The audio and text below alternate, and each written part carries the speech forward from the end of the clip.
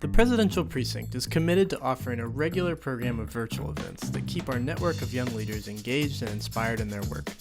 Our offerings are threefold, each enabling a unique level of personal engagement with facilitators and fellow network members. First, we have 2020 Talks. These are TED-style talks with equal amount of time for individual presentation and then participant questions.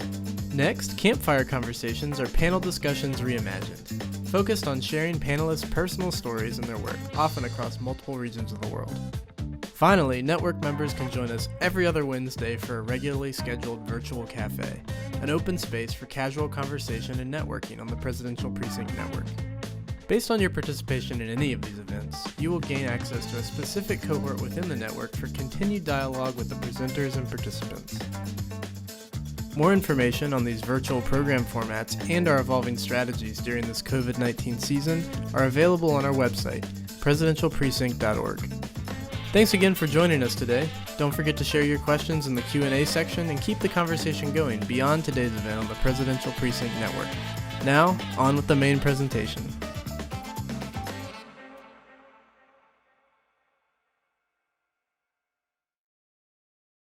Hello, everybody. My name is Neil Piper, and I'm the Executive Director at the Presidential Precinct. And as many of you know, at the Precinct, we make lifelong investments in emerging leaders who have a bold vision to change the world.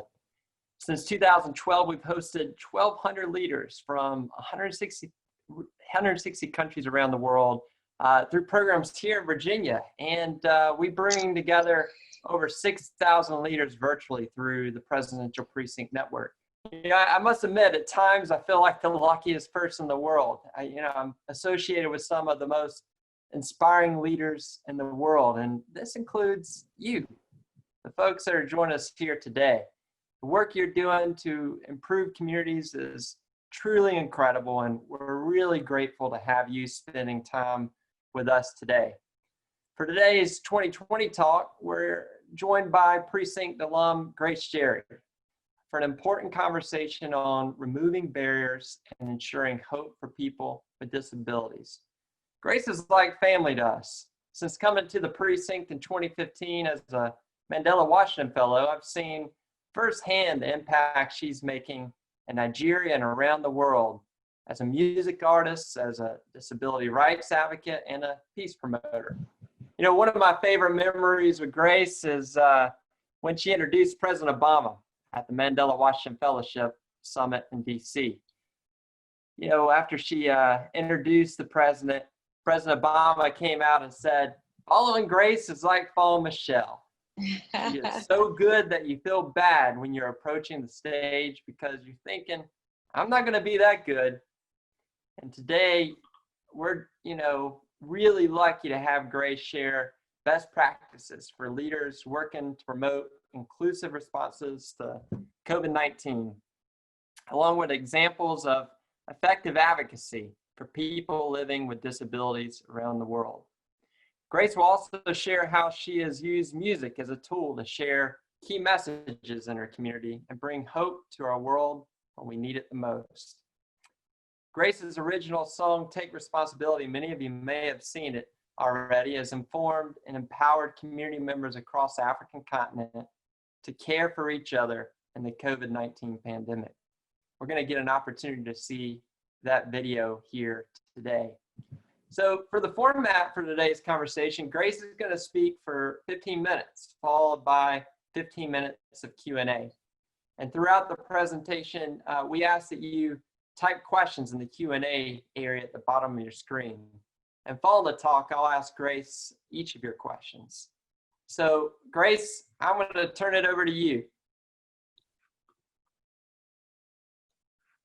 All right. Thank you so much, Neil, and thank you so much to the Presidential Precinct. I actually feel at home, and I'm just excited at this opportunity to be able to share, stories, best practices, and overall the impact of, the crisis with, what is happening in Nigeria with the world. So, and I'm also excited about the topic of discussion today.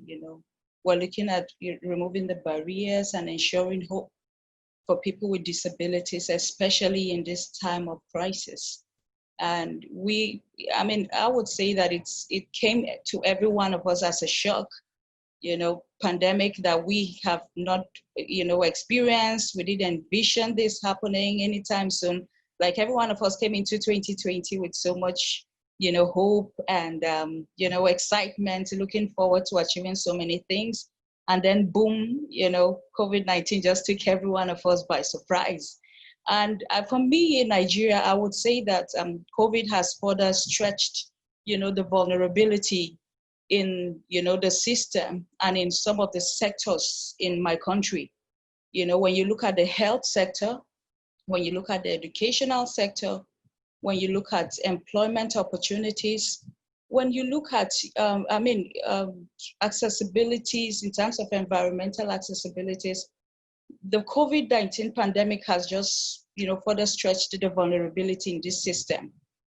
Prior to this pandemic, we all have been grappling with the challenges in the health sector. And when I say we all, I'm talking about people with disabilities. Because if you look at the health sector, it's not even factored in a format or in the accessibilities in the health sectors is not even suitable for people with disabilities, so to say. And even before the COVID pandemic, people with disabilities hardly even have access to health facilities.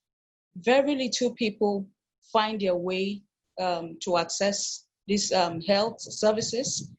And basically for lack of accessible ramp into the health facilities, communication barriers between the deaf person and probably the health practitioners. And when you look at all of those barriers, people with disabilities would rather stay back than accessing these services. Access to sexual and reproductive health has also been a huge challenge, for people with disabilities. So when you look at the health sector, when you look at the educational sector right now, people are forced to work from home. And when you look at a child with disability who probably comes from a very poor background and all he or she relies on is scholarship or support to be able to enroll in school and even, stay in school. Right now, that child is forced to stay back at home and with very little internet access to be able to have his or her, continuity of like her education online. So, when you begin to look at these various challenges, you will understand that even before COVID-19, this has been, part of our advocacy to improve on the health sector, to improve on the educational sector, especially for children with disabilities, and especially for women and girls with disabilities. So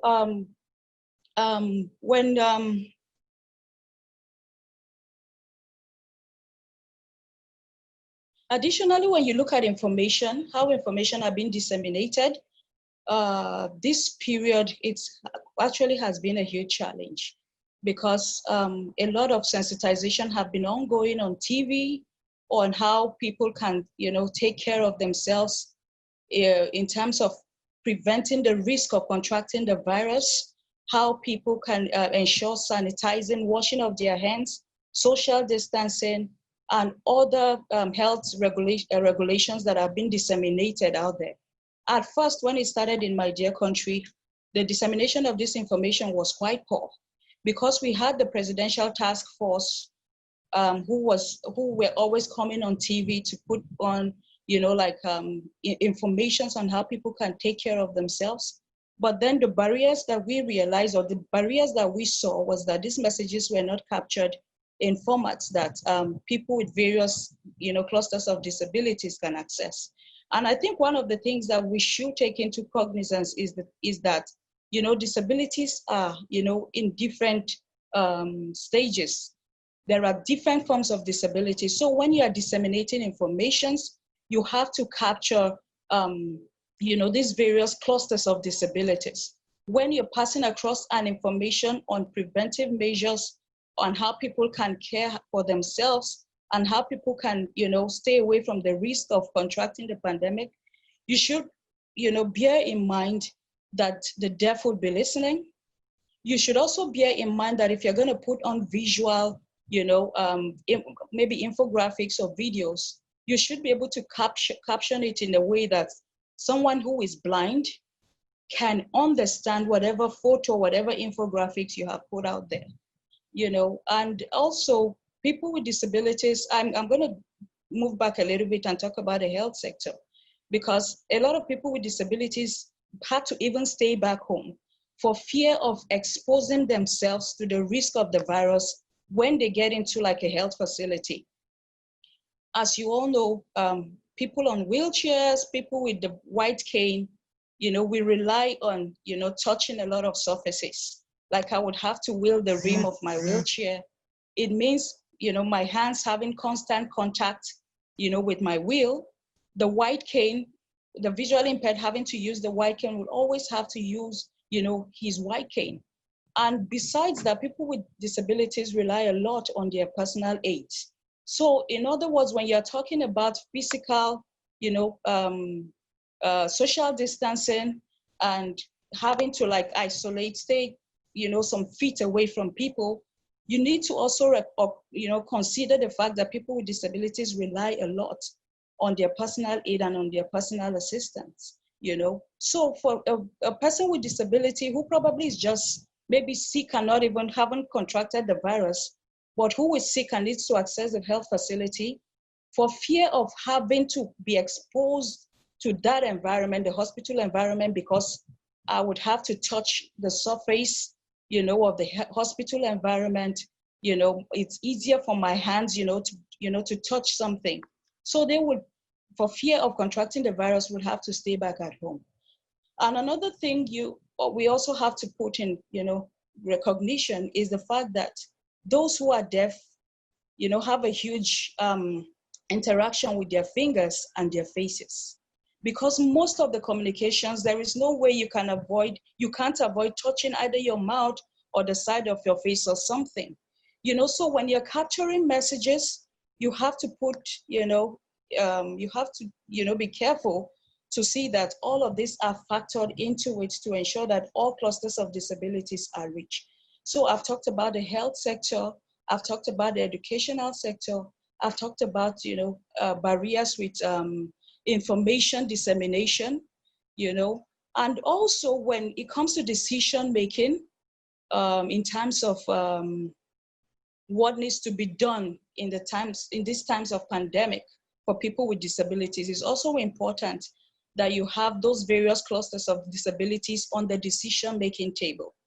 I talked earlier about the presidential task force that was, put together, and on a, day-to-day or weekly basis, they come together to discuss the way forward in terms of, meeting the needs of, the general public, having to talk about, health issues, for people. It's important that when these decisions are going to be made, the various clusters of disabilities are factored into this conversation, because only the deaf can communicate with me or can communicate with the general public on what prevention and protection is for him or for her. Only a person on a wheelchair or a visually impaired person can, talk about what prevention or what the preventive measures are for me and how it suits me, as a wheelchair user or as a blind person. So it's important that from the early stage of, planning decision making, that people with disabilities are captured in the process. One of the challenges that we saw in Nigeria was that discussions began way before consideration was made for people with disabilities. And I know that people with disabilities kept advocating for, access to information that are being disseminated, access to palliatives that are being distributed, access to health facilities, access to sanitary facilities, and, these domesticated items. We kept advocating before, that was factored into it. So my challenge is, or rather my advocacy would continue to be that from the planning stage, the inception stage, you factor people with disabilities such that they begin to plan the process of prevention, they begin to plan the process of provision, for themselves and for their community. Poverty, happens to be one of the very huge challenges that people with disabilities grapple with in this part of the world, in my country, Nigeria. And as a result of the lockdown, we actually saw a lot of poverty. We actually, saw a lot of people who had very little or nothing to eat or to provide for their families. Most of the people with disabilities that I have encountered are self-employed. They have a petty business that they are running, and that is their source of income and livelihood generation. And as a result of the lockdown, because of the COVID-19 pandemic, most of them could not sustain, this source of income and livelihood. As such, fell back into that poverty stage that, they were in before. For us, it's been a huge challenge. And I was just speaking with Neil earlier. As soon as the lockdown was relaxed, you could see that people rushed out and people just wanted to go about, their day-to-day activities. They just wanted to go outside and start buying and selling, more like activate that source of income and livelihood generation all over again. And that put us more at risk of contracting this virus. Because as soon as the lockdown was relaxed, the numbers skyrocketed of people who began to, get infected by this virus. And I began to call on, the community of people with disabilities around me to say, hey, this COVID still exists amongst us. Like, this COVID is real. You don't have to be in a rush to come out if there isn't a need for. And the thing you would hear from them is, we need to survive, we need to eat. We need to have our source of income and livelihood going. And it's like the fear of the virus is no longer there.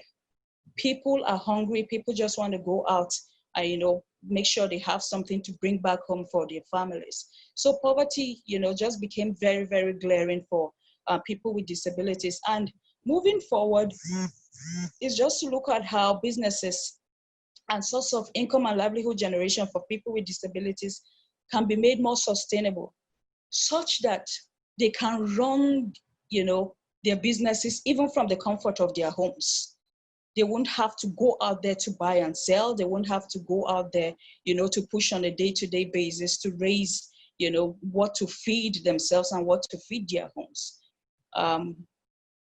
Another part I would look at is for those who have, who are employed, in some offices. But then people who are employed, people with disabilities who are employed are not even that so much of a number. And that also is part of the advocacy we are running with now, where we're talking about 5% quota employment for people with disabilities in every, major sector in my dear country, Nigeria. But then looking at those who are employed, gainfully employed, right now, people work from the comfort of their homes. How many of these people who are gainfully employed have like a sustained access to internet, to keep working, to keep moving, to have that sense of, day-to-day working, from the comfort of their homes, So the challenges are quite, enormous if we're going to look deeply at what is happening. So economically, self-reliance, challenges, luxury of life, luxury of internet, it's quite, very, very much challenging to every one of us. And like I said earlier, the crisis has just showed how vulnerable not just the system is, but just how vulnerable some part of the world can be if, some facilities are not made either free or accessible for everyone. Internet in schools are supposed to be made available and free for every child. ICT, knowledge on how to use the internet, knowledge on how to use the computer should be made free and accessible for all children, especially children with disabilities. I mean, special needs teachers should be trained in such a way that, almost every school you go to, you will find a special needs, trained or a qualified teacher. And that teacher should also have knowledge of the internet, ICT knowledge to be able to engage in such a time like this where everything has gone virtual, learning and, communications has become online, and all of that. And most importantly, access, for our health facilities. How can you go to a hospital and you on a wheelchair cannot even access the environment? How can you get to a hospital and you on the wheelchair can't even, get to the bed that people have been admitted upon? How can you get to the hospital and communication is a huge barrier, between you and the medical facility, the medical practitioners, So these are the things that I think when we sit back and we begin to think of how we begin to redefine our sector, redefine how life would be moving forward, it's important that people with disabilities are factored in the process from this stage of conversation, so that we begin to speak to the Disability Act that is already a law in my dear country. How can people have access to education, access to healthcare, access to transportation, access to employment, and all of that? How can this law, move from the shelf and become a reality in the midst of us all? So I'm using this opportunity to even call on disability advocates out there. I think now more than ever before, it's time for us to intensify our advocacy. It's time for us to intensify our collaborations and our asking to be in line with what the Disability Act is saying. Because the crisis affects almost every part of the Disability Act that we are advocating for. When you look at health, you look at education, you look at employment, access to political life and all of that. So I think now more than ever before, we need to begin to really, really put our plans together such that when this crisis ends, which I don't know how soon, but I trust that, we would see the end of this crisis, like we will come out better out of this crisis, such that we begin a plan from now in preparation for post-COVID, ensuring that our asking is consistent, our asking is sustained, and we work, with the right people, with the legislators, with the right and the key leaders to ensure that policies move off the shelf and become the reality that we live in. And I'm going to end by saying that music for me has been a very huge tool. The Inclusive Friends Association, which is my organization, we have been able to harness the power of music and the power of advocacy, to go together, such that when people don't listen to you talk, they will listen to what you're saying in music. And one of the things that we decided to do as our own way of reaching out to the community of people with disabilities with information on how to prevent the crisis, the pandemic, and how to, keep themselves safe, we came up with songs that people can actually enjoy from the comfort of their home. People can wash their hands, people can, isolate, maintain social distancing, sanitize, and all of that. But above all, we decided that we would raise hope, because at some point, the crisis, the information that kept going out there on social media, on the mainstream media, was kind of, more like springing up fear in the minds of people. And I had people telling me they no longer listen to the news, they no longer watch the news because the informations that are out there is just, very, very scary, very fearful. And it's like there is no hope for this crisis. So they stopped listening. So we decided at Inclusive Friends, what do we do to keep people, to make them listen and know that, yeah, COVID is real, but you don't have to live in fear. COVID is real, and there is so much you have to do as an individual to prevent it by playing your part. And so we composed the song, the Take Responsibility song, and we put it out there. People can dance, and it's all addressing, COVID-19. People can be washing their hands and also be dancing to the melody and still know that, I am playing my part by staying home. I am playing my part by washing my hands and all of that. So we had to, engage the power of music to inspire hope, continuous hope, in the minds and in the heart of people. And it gladdened my heart, when I pass by the streets and I hear people singing it, I hear children singing it, I see people do their own, video out of that song, just to make sure that they keep inspiring hope. And the great informations and messages that came afterwards, people who felt once again that, yeah, this crisis is not, this virus is not something that has come to put us down, but we can actually beat this COVID-19 if we play our part. So it's important that we as advocates also think of innovative ways that we can pass across information, either to the legislators, very innovative way that we can pass our message out there and it will be heard. How do we advocate to our community of persons that we are reaching out to in such a way that it will be heard and it will not be boring? So we begin to think innovations, we begin to think of tools that we can engage besides, our day-to-day implementation plans.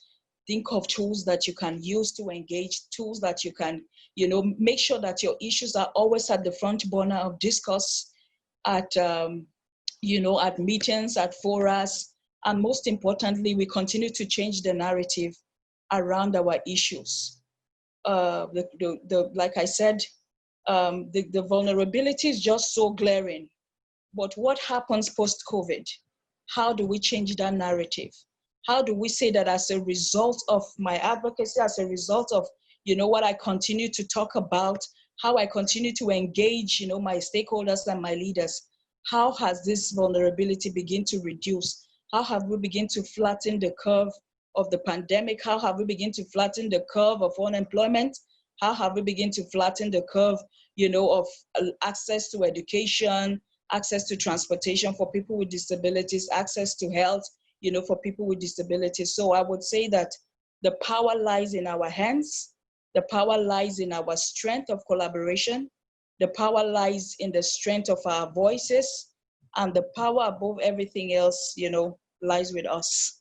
So if we continue to ask, we continue to speak, then I believe we will make headway, a huge headway. I don't know if my 15 minutes is over yet. This is Grace. I mean, you're such an inspiration to all of us, and I feel really fortunate to be to hear firsthand what's happening on the ground in Nigeria. And I think I speak for everyone in saying thank you for sharing these insights. I don't think many of us know what's happening on the ground in Nigeria, specifically with people living with disabilities. The challenges without COVID-19, but then add this extra layer.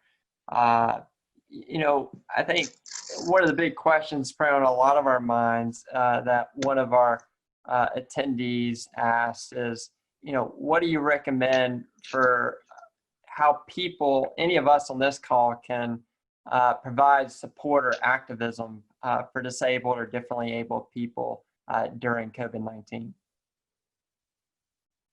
What's the question again, Neil? What do you recommend, and for the folks on this call and that may be watching later, how can we support or provide activism for disabled or differently able people during COVID-19? All right, so I think one of the things I mentioned earlier was creating jingles, creating video messaging, creating infographics as a way of reaching out, with information, safety measures for people with disabilities. But I think much more, one of the challenges that I saw big time was the fact that there was constant need, of palliatives, sanitary items, food, and medications, diapers for, adults and children with disabilities. So I think for me, that area needs to be sustained in terms of providing support. The government of Nigeria tried to an extent to provide palliatives, to provide food for this community. But then at a point, it wasn't sustained, so to say. And that was why I mentioned earlier that as soon as the lockdown was relaxed, people with disabilities just rushed, to the streets, rushed to their day-to-day source of income and livelihood.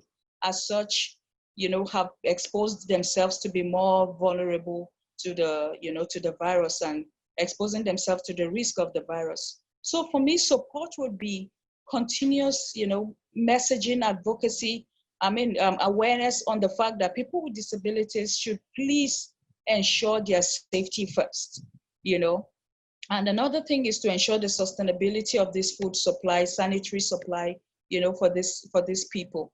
some of the people with disabilities how to go out there because their assistive devices were faulty. And they needed the technicians to either work on their wheelchairs or work on their hearing aid, and all of that. So these are the gaps that, like I mentioned, the crisis, more like showed the vulnerability of our system. People with disabilities had to go out there outsourcing, how, the assistive devices can be fixed. So I think moving forward, these are things that we can begin to look at and how these services can be brought to the person with disability and not the person with disability going out there to source it as such, exposing themselves to more risk of the virus. So in terms of support, keep providing the day-to-day needs, keep sharing informations. Grace, you've done a lot of work with community members, all across Nigeria, and it's been a big part of your work for advocating people with disabilities. How are you staying in communication with communities now, given some of the restrictions with COVID-19? How are you keeping yourself safe? And as well, are you seeing differences, with communities who have better access to internet than others, and how this might be impacting them more? Okay, in the course of our work at the Inclusive Friends, we have built, a lot of network of allies, a lot of network of organizations of people with disabilities from the grassroots all the way, to the top. And before now, we had devised means of communication such that even when we're not there in person, communications are still ongoing. We have set up community leaders of people with disabilities. We have network of like the local government cluster leaders of people with disabilities. And these are people that we have been in communication with either through phone calls or through SMS or through the WhatsApp, group. This is how we have been passing across information. And so even with the lockdown and the restriction of movement, things didn't really, stop. Things didn't really change because we still had our WhatsApp group where we were still passing across information. And whenever we had the opportunity, to take food items, to take sanitary items to these communities, of course, we are well kitted with, the face mask and every other, means of making sure we are protected. And we reach out to these cluster leaders who are stationed or people who are based in this community, and that is how they reach the people in the grassroots. And then, of course, the people who have access to internet, of course, we have made sure that we have sustained the use of the Zoom and the webinar series such that we continue to communicate, we continue to engage, we continue to push for, our issues, and ensuring that work still is ongoing and nothing is on a standstill because of the crisis. Yeah. So I've got a question from Dr. Jonathan Rosen. He would like to know if there's a dedicated organization in Nigeria who's creating medical technologies for individuals with disabilities. He works with students that are working in this space at the University of Virginia, and love to invite that person to speak to his class if he knows someone. Okay, there are a few local organizations that are not as tech as what you have yet. I mean, what you have in the US, but then there are some local organizations within the country who are into the fabrication or of like prosthetists, like artificial limbs for people with disabilities, locally made ones. Technicians who can maybe work on like a faulty hearing aid, people who can like look at your wheelchair, your power wheelchair. But like I said, these are local organizations that are not as, tech wise as, very high as what you have there in the US. And like I mentioned in my conversation, these are the barriers that we need to look into. These are the barriers that need to be fixed, where access to, all these medical devices can come very easily for people. Like those who use power chair, the electric chair, I have had, electric chairs. I think I have like 2 that are grounded now. And basically for lack of having like the right technicians to get it fixed for you. So like right now I have to begin to use, my manual chair to move around and all of that. So the number of people who are into provision of medical devices are very, very little or not even available. So this is an angle that we should begin to look into moving forward, in Nigeria. How can we have more and more factories? How can we have more technologies that address this issue on, medical devices, medical services, tech-wise, for this community of people with disability?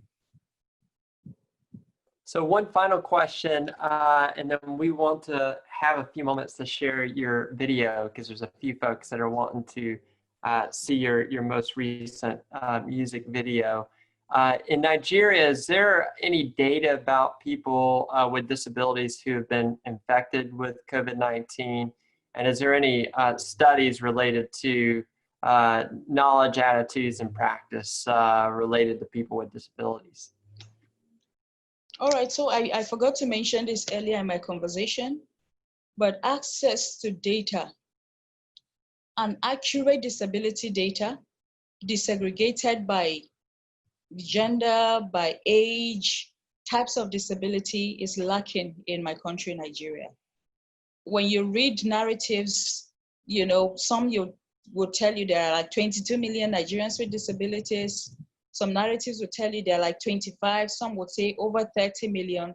So we do not have an accurate data of people with disabilities. And as part of our advocacy over the years, this is what we have been calling on, the government of Nigeria to work closely with organizations of people with disabilities, to put together this data. We also have been speaking to international organizations, how we could gain the support or gain the grants to be able to have a more accurate data that people can use in my country. And, for lack of this data, it became huge and it became very, very, visible in this, the period of this pandemic, when people with disabilities needed to be reached with food or with sanitary materials. But then because of lack of data, the agency didn't know where exactly these people were.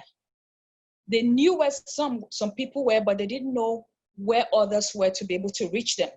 So we understand that, not everyone was reached, and basically boils down to lack of an accurate data. So data is very huge. Data is one of the, very strong conversations now in our asking to say that it's about time that we have the data. At the Inclusive Friends, we have tried, within the period of, some years, to come up with data of people with disability. But what we came up with is the data of those who were registered voters, those who were registered and eligible to vote. And unfortunately, we couldn't even put together data of all disability clusters or disability types. We were able to put together data of those who were blind and those who were deaf, purposely so that the Independent National Electoral Commission in Nigeria would be able to know where to deploy, assistive electoral materials for people with disabilities during elections. This has happened in the off-cycle elections and happened during the general election in 2019. So that is just the data we've been able to come up with from 2017 till date. But like I said, it's just registered voters with disabilities.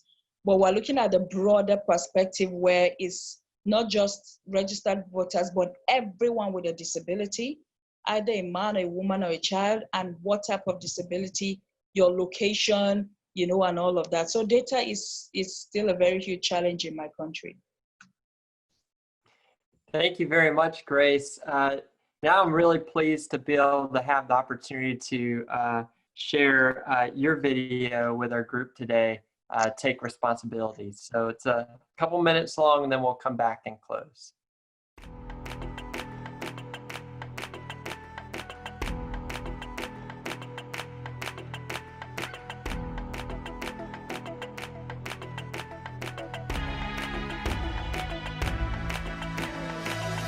is for the dreamer who sees great things, whose faith can't be suppressed. Women, children, those with disabilities, who have conquered many obstacles. For the warriors in scrubs, who are working to save lives. We can make it easy and this struggle busting. Stay home, stay safe, stay strong. Wash your hands, sanitize, isolate. It's time to take responsibility. Play your part. Stay home, stay safe, stay strong. Wash your hands, sanitize, isolate. It's time to take responsibility. Play your part. Let love be shared in these hard times. Share hope, laughter, and prayers. Be determined that we will come out of this better. This is a test of humanity. Tough times don't last, but tough people do. Yes, we can. Yes, we Yeah, we can beat this COVID-19 down. Stay home, stay safe, stay strong. Stay, Wash your hands, yeah. sanitize, isolate. Stay strong. It's time to take responsibility. Play your part. Stay home, stay Pray safe, stay for one strong. another. Wash your hands, Reach out sanitize, and call isolate. somebody. Take responsibility. Play your part. Stay home, Stay home. Stay safe. safe, stay strong. Stay strong. We can beat this COVID-19 down. Grace, you have such a beautiful voice. It's absolutely stunning. And Thank you so much, Neil. yeah, it's so amazing that you use your voice and your talent to make an impact, you know, and Nigeria and, you know, with COVID-19 around the world and through disabilities around the world, your voice has been heard in almost every country. For those on the call, I encourage you to Google Ego Happen, E and then G-O and Happen. It's a song Grace wrote during her Mandela Washington Fellowship to inspire leaders across the African continent to create change. She recorded a music video here, but you know, when I'm on a run, I'm often listening to that for inspiration. You inspire all of us, Grace. We're so lucky to have you part of the family. And so thank you for being here and taking time out of your schedule to share your insights on this important topic. I also Thank want you to so thank, much. and I also want to thank everyone for taking time out of your busy schedule for joining us today. I know you've got a lot of places you could be, and you're here joining us. It really means a lot. And I hope you join us on July 1st. It's our next virtual cafe, which is more of a casual conversation to talk about current issues around the world and just get to see each other during this time of crisis around the world. Some folks have asked, how do you stay in touch with Grace? Grace, maybe you can take a moment to share, you know, how people can follow your story. All right. My organization is Inclusive Friends Association. So you can check our Facebook page, you can check our Twitter, Instagram, and our website, Inclusive Friends Association or Inclusive Friends. And also follow Grace Jerry. You can, read a lot about what we do. And of course, the Presidential Precinct have a couple of my informations that you can also look out for. So Inclusive Friends, and Grace Jerry. Facebook, Twitter, Instagram, website. InclusiveFriends.org. Yeah. Are you on the Presidential Precinct Network? Yes, I am. And you can also, for network members, you can go to presidentialprecinctnetwork.org and you can message Grace directly, get in contact with her, and continue a dialogue through the network as well. But I just want to close once again to thank everybody, and wherever you are calling in from today, regardless of the time zone, I hope that you enjoy the rest of your day, and thank you again for being with us, and look forward to continuing our dialogue through the network. Thank you, everybody.